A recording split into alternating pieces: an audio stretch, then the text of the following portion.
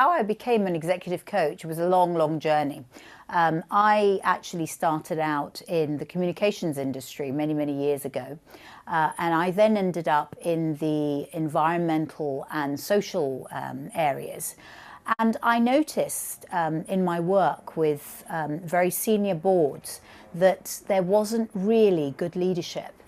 And I thought, wouldn't it be interesting to bring together everything that I knew in terms of communication and law and sustainability, etc., and actually be able to identify this with people and actually enable leaders to really do the best that they could in terms of some of the big issues that were happening.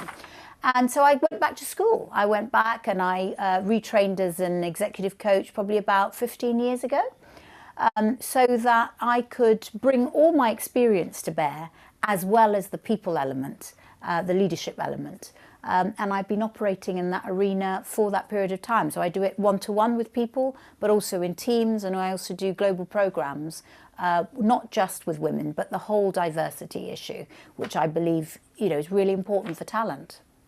The greatest obstacle I've had to overcome, I think, has been fear of failure. And so when I'm with people who have just taken on really huge jobs or about to take on something really huge, because I've been through that journey myself, I actually really understand it. And it really requires courage. It requires the ability to be able to step into it. It requires also the ability to quieten your limiting beliefs, those gremlins on your shoulder that tell you that you can't do stuff. And actually try things in a different way that you may feel really uncomfortable with.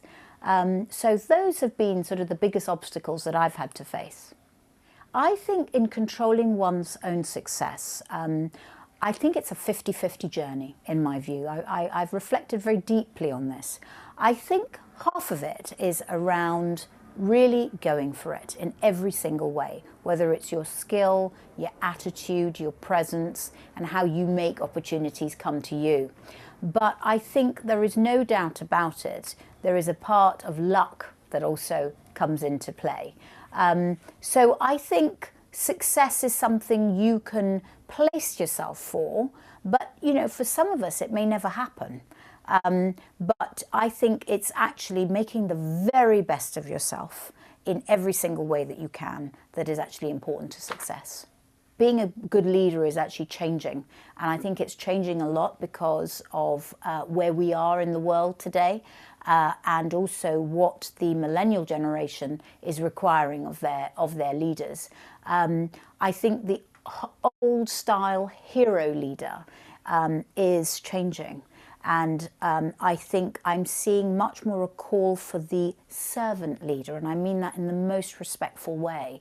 Not somebody who's woolly at all, but somebody who is able to actually take an enormous amount of different points of view, have vision of their own, be able to take a 24,000-foot perspective, but be respectful of other people's points of view.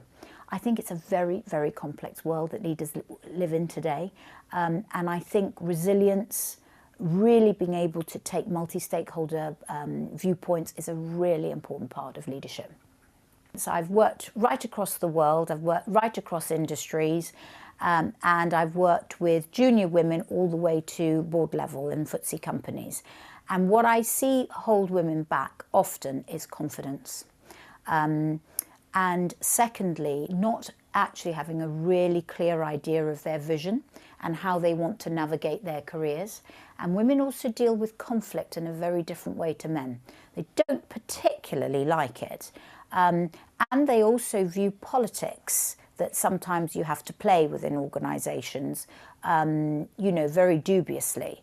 So how you actually do that as a woman is something I think you have to be very choiceful about. And successful women really make a plan around this stuff, and they go for it.